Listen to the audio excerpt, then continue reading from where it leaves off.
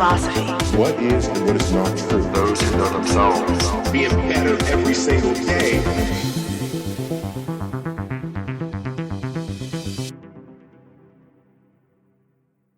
Hey everyone, welcome back to the Think Grow podcast where personal development meets real life. I'm your host, Ruben Chavez. Today I'm speaking with Harleen Kaur. Harleen is the founder of Ground News, which is a news platform that I've been using lately that helps combat media bias by allowing people to compare how different news outlets from across the political spectrum are covering the same story.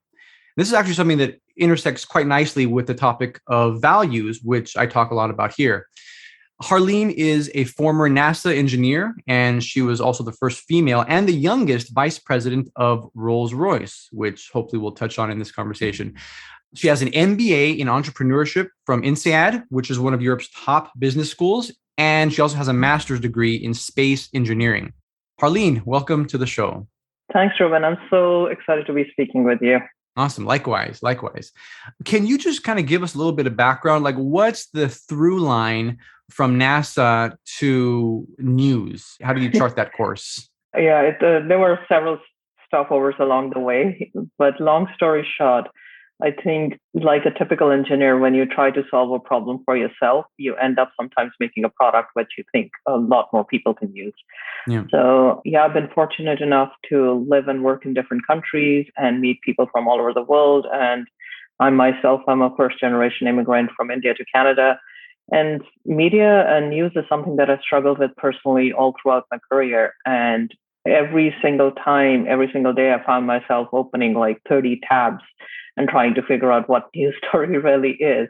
And I don't have a journalistic background and I don't have media training. And I seriously didn't have that much time to figure out what's really going on in this world that has more and more polarized media, misinformation, disinformation, all these issues. So I wanted to create a product that, again, from an engineering standpoint, solves a problem that I think technology has created. And with very much news being on the internet has created all these problems.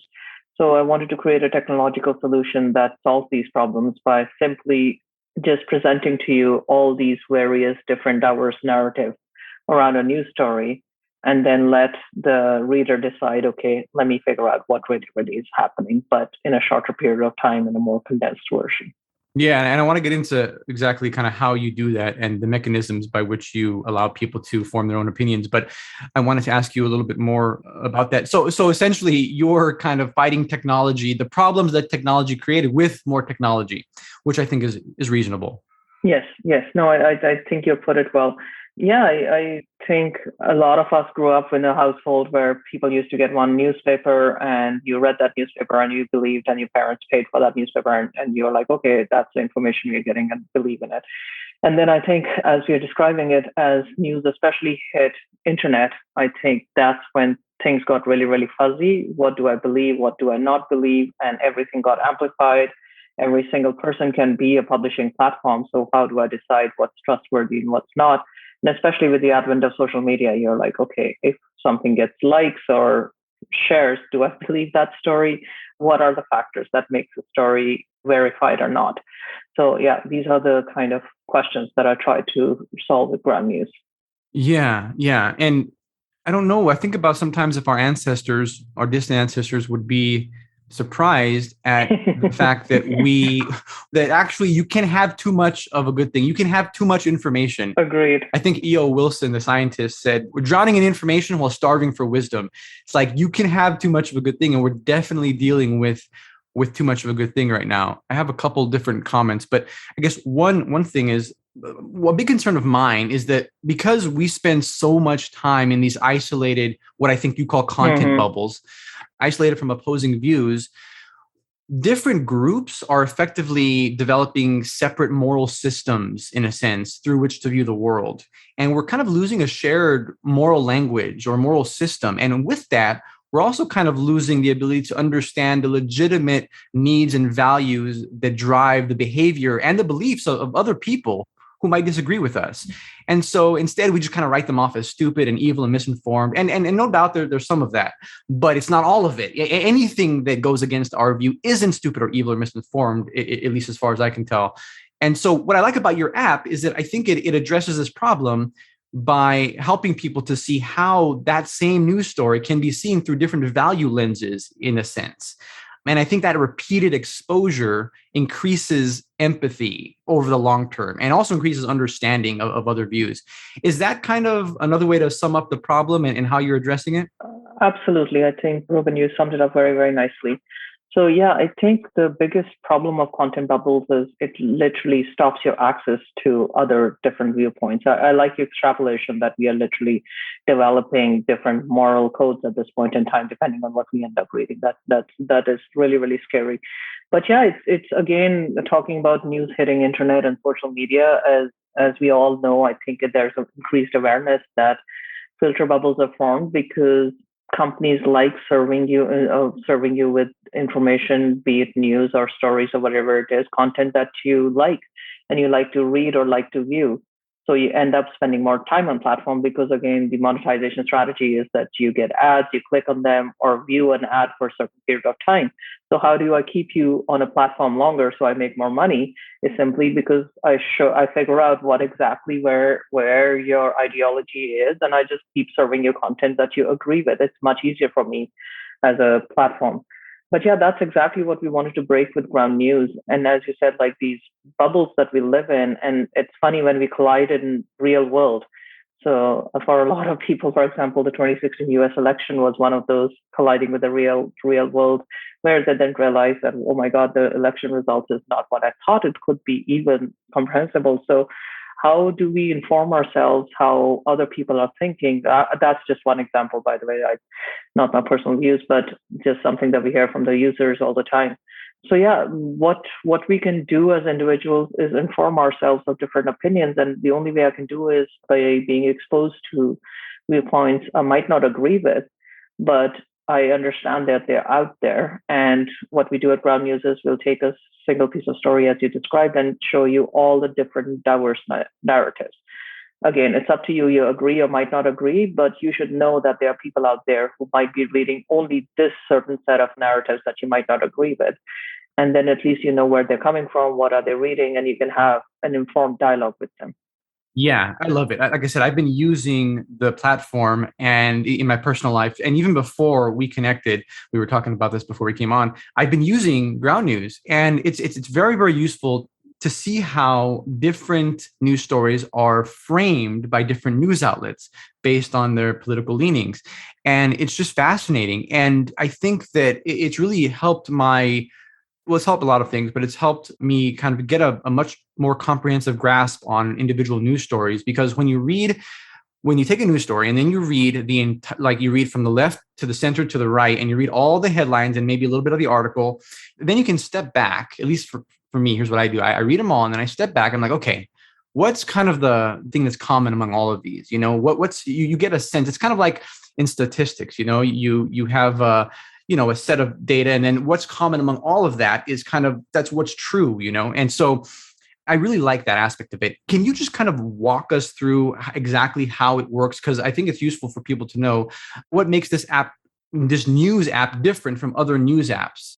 Yeah, one of the main differences is, again, as you said, it's not one news story, one article. So a lot of news platforms out there, you read an article and it's single source. So you can read all of it, but then you only get still a single perspective.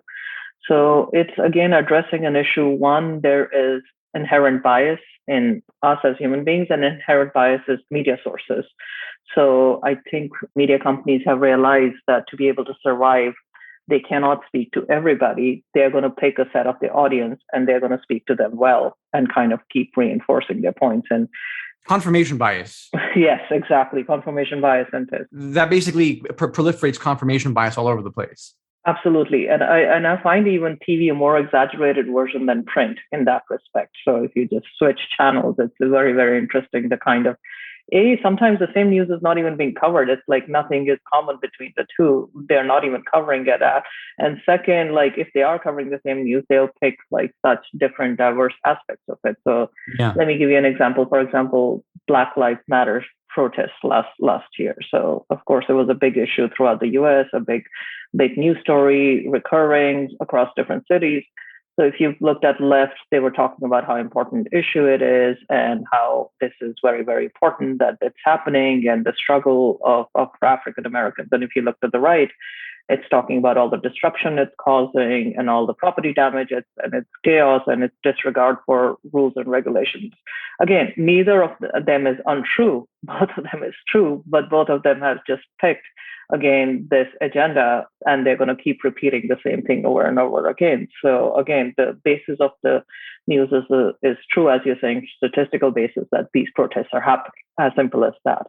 But what part they're focusing is on very, very different. So yeah, going back to your question, how we do that is one thing that's diverse about us is that we'll take a lot of different news sources. We have 50,000 news sources and counting. And we have become the world's biggest news aggregator, kind of by coincidence in that respect. We didn't even set out to do that. But when you want to show as many different narratives as possible, then you need to show, for example, different in terms of bias spectrum, but also location. So if you are, say, you're covering something like Hong Kong protests, you want to show what people in Hong Kong are thinking, so what the local press is saying. There's Hong Kong Free Press and South China Morning Post, and you see what China is saying about it. You can see how it's covered around the world, say Russia is saying about it, Canada is saying about it. So we end up collating all these different narratives, again, to expose bias and geopolitical agendas. And how it works technologically is that as soon as a news breaks, our system goes and looks for every single news source that's talking about this news story. And then we'll collate the most diverse perspectives. So there is no point for us to keep showing the same, say, a news source is taking the news coverage from Reuters or AP, and then it doesn't matter that I keep showing you again the same story that has been republished. Our objective is to show you how diversified it can be, how exaggerated it can be, how equivocated it can be. So we'll go and the system goes and looks out for, again, the verbiage that's the most different, the facts that has been more differently presented. How do we do that? And just simply then present to you those different narratives. And with a single swipe, you can just see and compare for yourself. Yeah, it takes no effort. Like, it's just all right there, as opposed to like back in the day when you had 30 tabs open on your computer. It's like all right there immediately. It's so cool. Yes. And figuring out what news sources, again, going to Hong Kong example, or especially international example, right? I don't know what, for example, an Iranian news source is and what is a trusted Iranian news source. So Ground News does that research for you and says, hey, this is the news source, which is, I don't know, a mouthpiece of the government. This is the news source. That's the free people's news source from that. This is the opposition news source. So we just present those to you in a very well-labeled format. And then you can decide, okay, I understand where this news source is coming from if you've never come across. And who decides that? Like who decides what news source is reputable, and also even what their political leanings are? Very good question. So yeah, we don't do that. We take quite a few sources. Again, intently, we try to remain as neutral as possible and say, hey, we are not journalists. All we're trying to do is collate information. So we take quite a few signals of information for that kind of determination. One is there are different rating agencies out there who do this for a living. They are third parties. Some of them are nonprofit, and they're reputable. And so similar to, I don't know, say S&P 500 or whatever, it's how the ratings happen. So we take these and we take the statistical average again to remain neutral. Then we also use our own ratings a bit. This is based on very much how information is presenting and the language that is being used. So if a news source keeps inserting, say, inflammatory adjectives and language that is more emotional evoking, then we will add that factor to it. And in terms of what news source features on ground versus not, again, we act as a bit of a Brita filter for news sources. We are not going to let everything through. How do we do that is, again, the system decides how long has a news source existed. Do they have a social media presence? Where is the headquarters? Do they have a Wikipedia page? Have they been verified on any of the social medias? Has their news been cross-referenced? So there are a lot of that happening automatically as soon as we come across a new news source. Until we do all those checks and balances, it kind of sits in the purgatory till we introduce that in the system, so that we can feel confident that, yes, it might be the way it's presenting news is very, very different than the others, but at least it's presenting some element of truth in that news. So part of it is third-party verification, and part of it is AI. Those are the two vetting things. That is correct. Yeah, I use the word AI very sparingly because I think there is now a mass. I think the technology itself has earned a bad name for itself. So it all depends on how you use it. So yeah, the natural language processing, the NLP part of AI, is what we use to be able to determine. Say that again. NLP, which is natural language processing part of AI, is what we use. So very much the verbiage, very much, again, how the sentence is formed. Is it as very factual like press wire service like Reuters or AP, or is it more flowery like Breitbart is? And they'll just inject these different, and again, the Breitbart is the right source, left does the same. It's just understanding how they're describing a news story. And so, yes, it's just statistical average of rating agencies and then our own analysis of the coverage. That makes sense. Well, yeah, and AI has gotten a bad rap, but it's a tool just like anything else. Like you're using the technology to fight the bad consequences that technology has kind of manifested. You're using the same tool to fight it. So a tool is neutral in my view, and then you could just use it for good or for bad. But the other thing I was going to ask you about was the fact checking, and I noticed you don't fact check on there, which I like actually. It's a tricky thing. It's a tricky subject philosophically, but I'd like for you to talk about why you don't fact check on this platform. Yeah, good question. Again, it was one of the decisions we had to make very early on. Do we take the approach where we're giving a green checkbox or a red cross to something? And we decided not to do that because I think as soon as you do that, you're going to alienate certain people. Say they didn't agree with that particular fact checking that we did. And they're all going to ask, okay, why is Ground News the authority? And why would they be in a position to be able to fact check or not? And nobody wants to be proven wrong. So the psychology behind it is what we think is more powerful. Like, I'm not going to say this is right or wrong. I'm leaving it very much up to you to be able to decide what's right or wrong. All I'm going to present to you is these are the different narratives. And as you're saying, that you go across and then very much think for yourself. All I'm asking you to do is add that critical thinking, because I feel like when we start adding that critical thinking, we are going to alienate a certain set of readers, left or right, or wherever they stand on the bias spectrum. And we don't want that to happen. We want this to be very, very inclusive in terms of the thoughts that they bring and the ideologies that they bring to platform. Everybody is very much welcomed. But the difference is we serve everybody exactly the same information. So it's very much up to you what you decide to conclude from that set of information. So it's like you present the information and it's up to us to use our critical thinking skills to process that. Exactly. That's the most difficult part. Right. It's a big task. It is indeed. It's not lightly, but yeah, we just think that that's not for us to be able to decide. And we do get a lot of feedback every single day where people say, yes, my heart and mind has changed since I started using Ground News, because I would not say go to a certain set of news sources ever, but because they're readily available right next to it, and I'm getting exposed to this more, I'm thinking about certain issues differently than I ever thought before.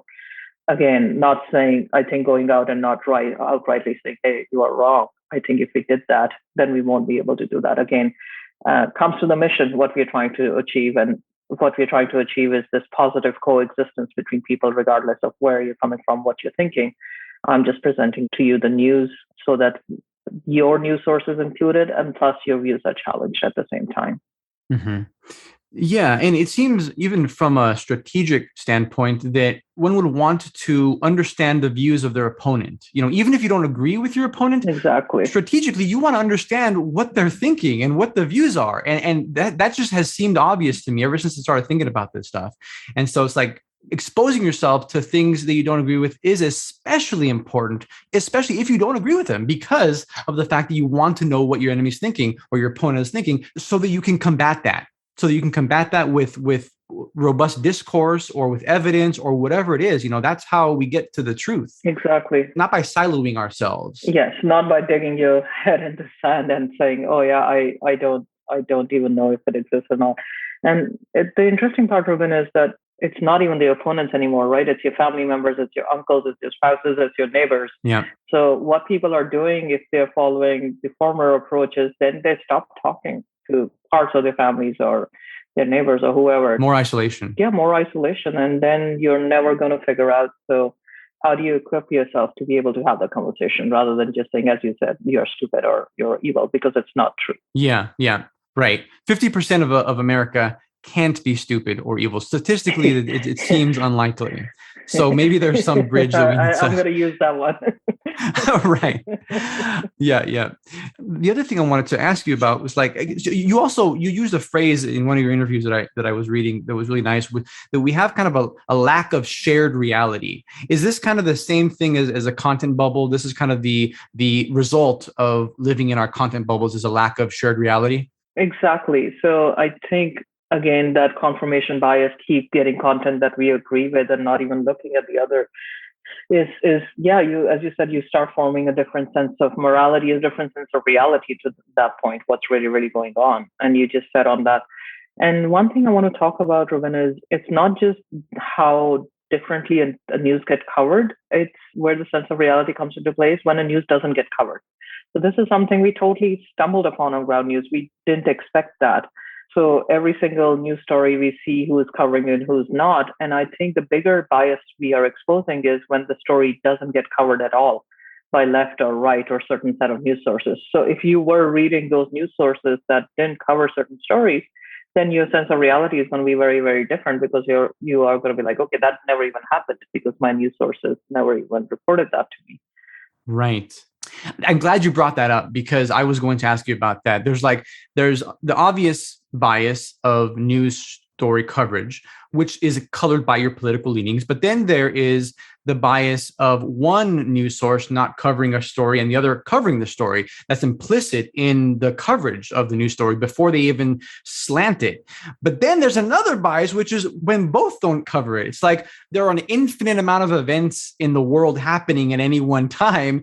The choice to cover some and not others is actually a bias of sorts, and this is getting more philosophical, but it's like, what are you going to focus on? Basically, there are likely more good things happening than bad things. This comes back to the idea of news being a source of drama and a moneymaker because of that. And so it's like, what are you going to cover? So you deal with that nicely, though, when it comes to one source covering a story and one source not covering. You show the source that doesn't cover it.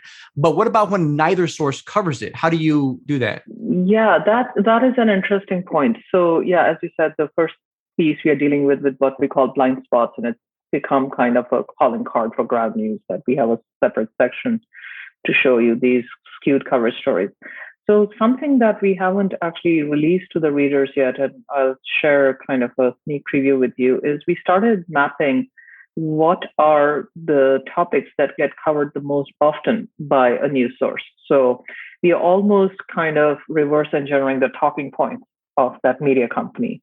So let's say this is CNN, this is Fox, and these are the topics they talk about all the time, and these are the topics they never talk about. Mm-hmm. So that is something we think we're going to be very, very powerful, that we display to the users and say, hey, look, this is statistically based on, say, the news that it covered in the last 3 years. That's the data we as Ground News have, that they never talked about this topic and they always talked about this topic. So you can decide for yourself that there's an implicit bias, or say Fox also, just picking on the two, they never covered it. And then there's another bias, and we are actually working on a very nifty tool. There's a corporate bias. So why does certain news sources talk about certain topics and certain don't? So say CNN hardly talks about net neutrality. A very obvious example. Why? Because they're owned by AT&T. So although they're very liberal, they don't talk about that. So it's, again, just understanding why they would not talk about certain things or not. When Comcast was owned by GE, they used to have a disclaimer, hey, we are not going to talk about something. But I think now disclaimers are disappearing, and it's kind of left to us. So if you were only watching CNN all the time, you would never care much about net neutrality, because it's not, again, just an obvious example. So we are actually also mapping who owns which media company, and it's surprising sometimes how many conglomerates end up owning the same company. So although you're thinking you're getting diverse diet, so let's pick on News Corp. So say you listen to Fox, you read Wall Street Journal because it's very well-informed newspaper. Say you read New York Post for a bit more sensationalism. You go to Barron's for investing. And then you don't realize all of them are owned by one company called News Corp. So it's not Wow. really a diverse set of diet. It is just one single conglomerate owning all that. So their talking points are very much going to be limited to that. So again, it all goes back to the philosophy. Like, of course, I'm going to advocate for reading ground news, but even if you don't read ground news, just try to get as balanced a news diet as possible. I think gone are those days where you could depend on a single media source and say, I get every information that I need. And possibly a single news source cannot cover everything, as we just said. Like, there's so many events happening in the world. So you have to read a whole diverse set of it to be really, really understanding what's really going on in the world. Yeah, I think I just want to drive home the fact that like this episode is maybe slightly different from the episodes that I normally do on my podcast in the sense that we're talking about news. But the reason we're talking about it is because it's a source of information that intersects with our values. And also, I think that the underlying problem is confirmation bias and succumbing to confirmation bias in a way that limits your worldview. This can happen in many different domains, but the news is a huge source of that. And so it's a huge source of information that can color our worldview. And so I think that's the rock bottom problem, right? Is succumbing to confirmation bias in a way that limits your worldview. Because it's so comfortable for us to do that, right? Because it's so comfortable for us to view. Yeah, I had the pleasure to talk to Jonathan Haidt. Oh, I love Jonathan Haidt. Yeah, and I was talking to him, and the whole coddling of the American mind, and of course he's written all that, and I think we live in a society where, again, confirmation bias is very much coddling of your mind, because you think you won't be able to be challenged with views that don't agree with you. And he uses this term called, some systems are antifragile. That means that they need to be challenged to be stronger, like banks need to do stress testing to be stronger, or kids need to have certain, experiences to be stronger. Just like that, I think normal news readers are anti-fragile. They need to be challenged. And the reality, again, is you're going to be challenged in the real world. So why not do it in the comfort of your own phone or computer and be challenged there, rather than running into people or running into reality that you had no clue that was happening. So again, I think it makes us intellectually more balanced and more stronger to be able to be confronted with those views that you don't agree with. And confirmation bias is something we should absolutely all challenge. And obviously, confirmation bias is not something new. That's a structural issue in the human brain. But are content bubbles something like, are those a new phenomenon, or is that something societies have always had to deal with? I heard you say one time that in an interview, filter bubbles today, or content bubbles today, are what parental opinions were 10 years ago. And I really like that. Yeah. Can you talk about, what's your thought? What are your thoughts on that? Yeah. So I say that filter bubbles online today are like parental political opinions in childhood, in the fact that they are absolutely integral in shaping someone's worldview, and once formed, they are hard to burst.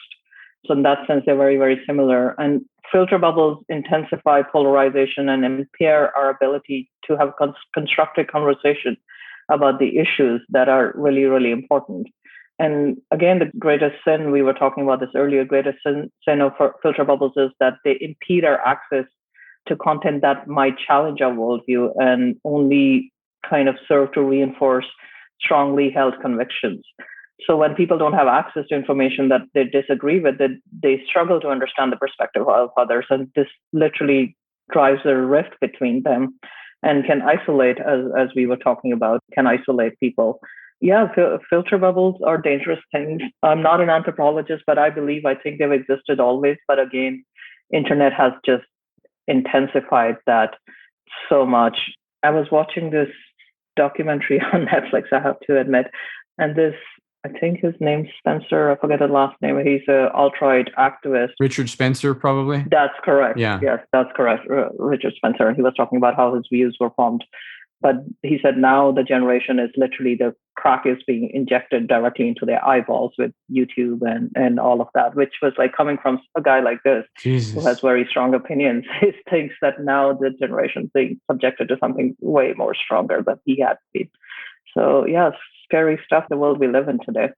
Yeah, it seems like the path to extremism is living in a filter bubble in some sense. Yes.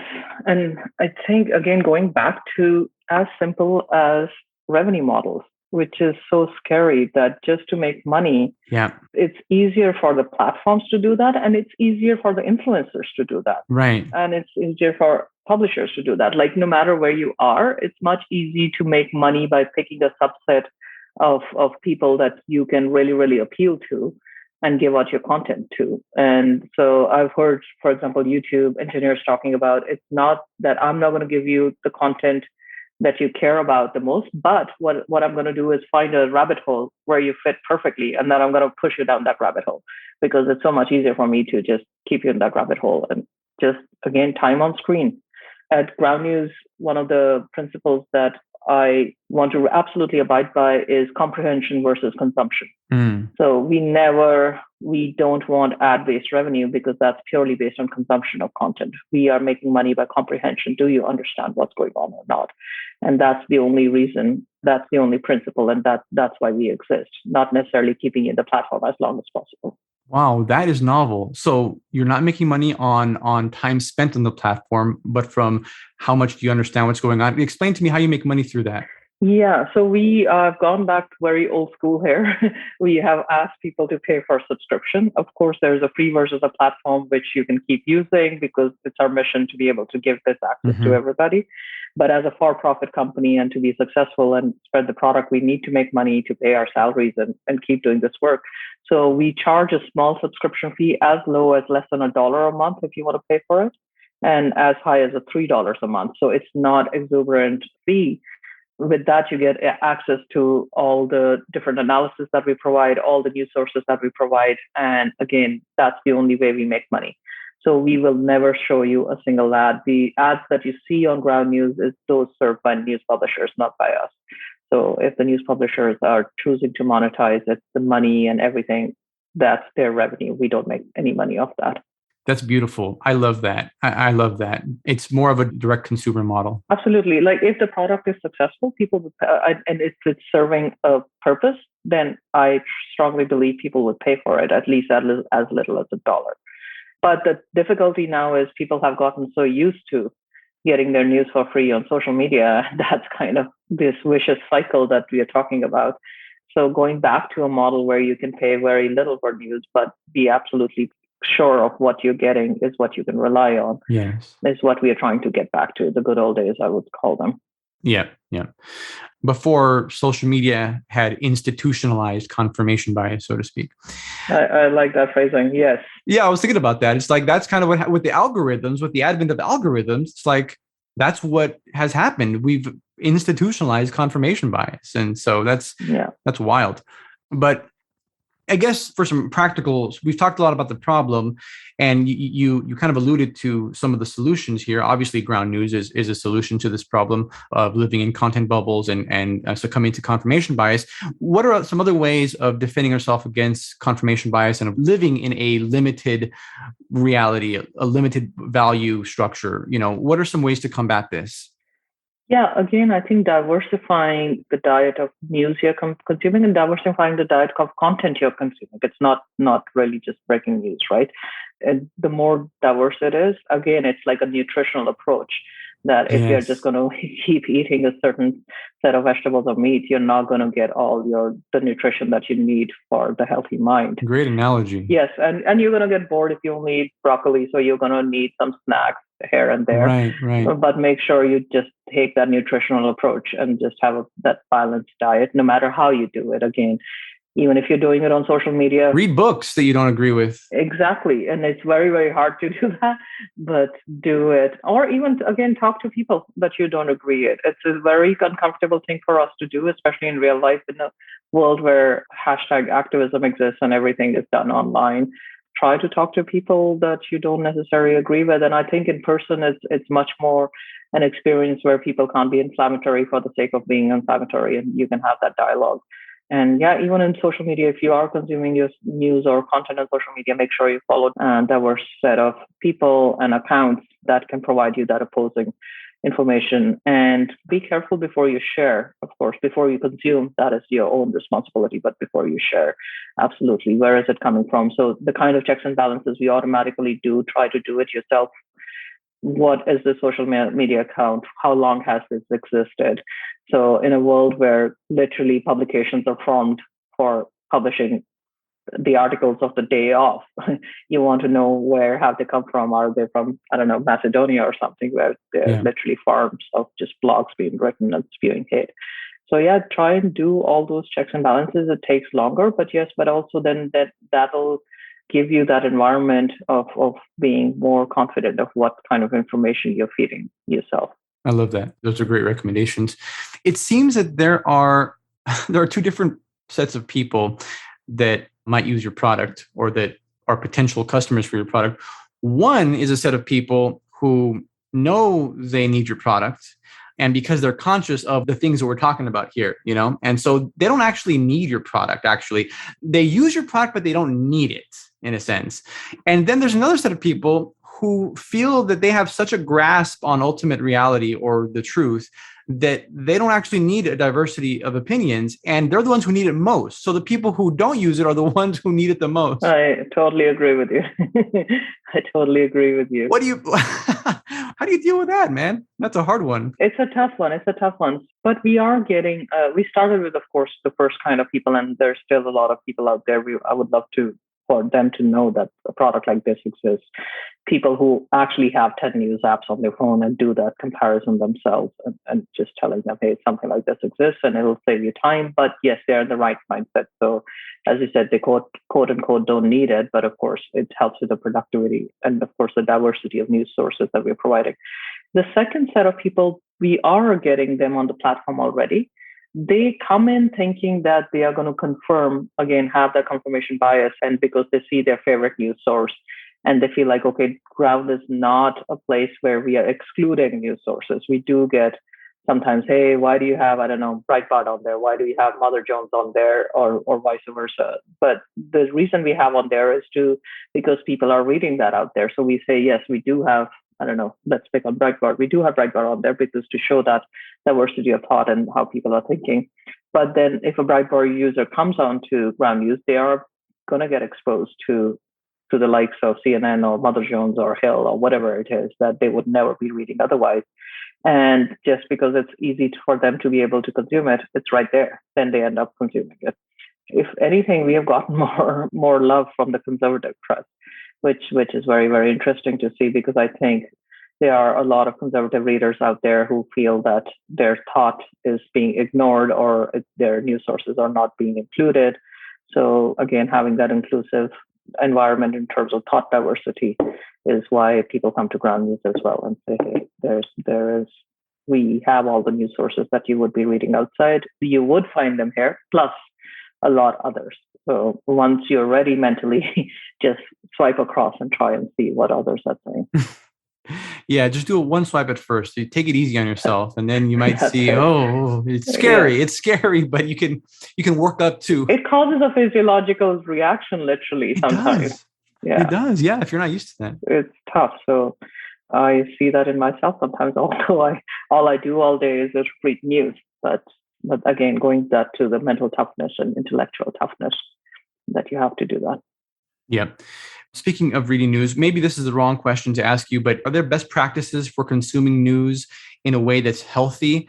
I think there's a way to consume news in which we become overwhelmed and nervous and we just become consumed by it. Yeah. Is there a way to consume news that's healthier? Do you have any best practices for this? Batching your news intake or anything like that? We want to be informed, but we don't want to be consumed. Good question. I think, yeah, the what you're talking about it's been called doom scrolling. Yes.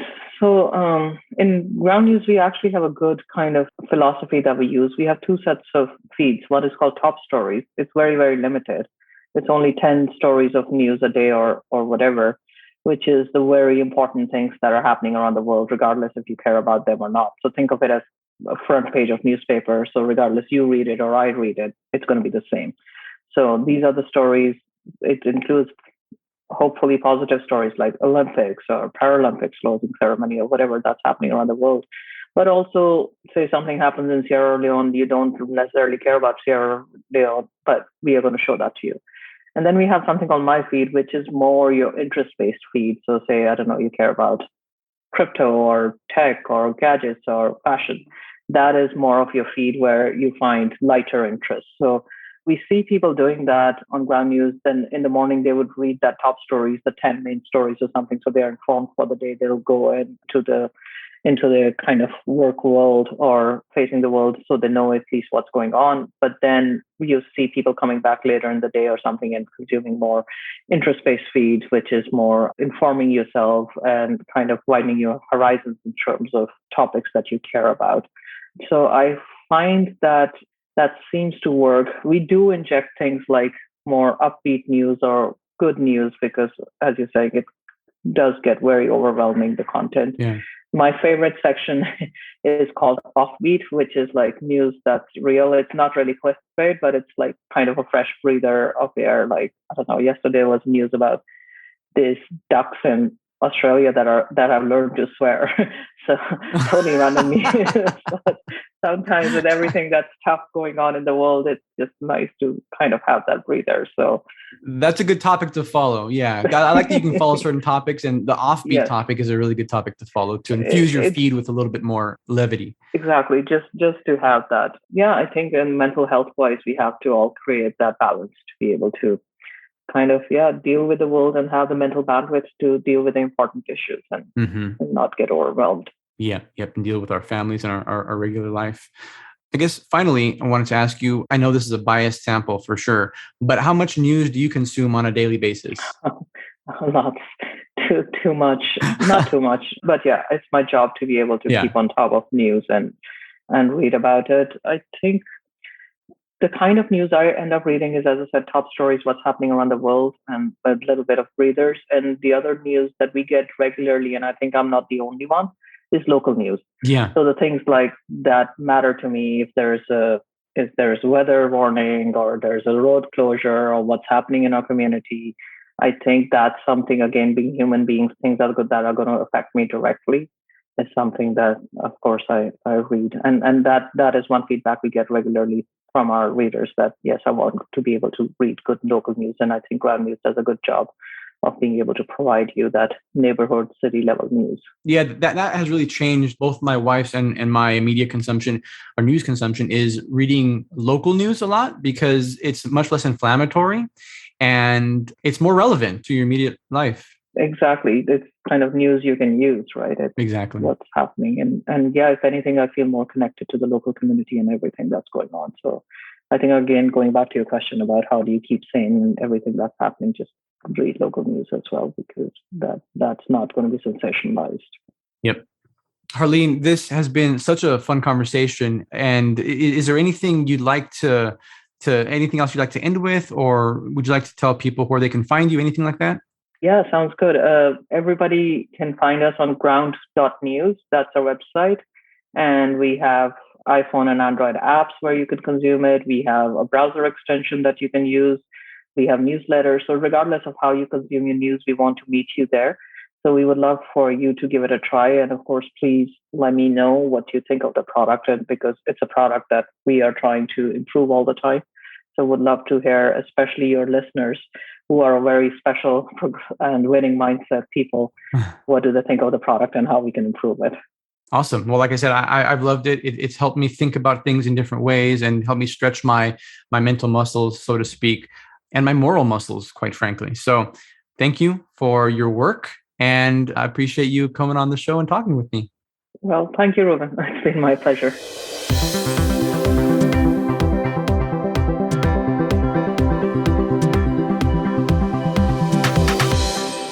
Hey, thanks for listening. You can find the show notes for this episode and all other episodes on my website at thinkgrowprosper.com/podcast. That's where I put all the links and resources mentioned in each episode. It's also where I put the outlines of topics covered, which is a really good way to refer back to episodes in the future. Lastly, if you enjoyed this episode, I'd love to hear about it. Feel free to leave a review on iTunes with your biggest takeaway. I make it a point to read all the reviews. You can also screenshot this episode and share it to your social media along with something you learned or found interesting. And tag me in your post because I'd love to see what you found interesting. Say hi and thank you for your support.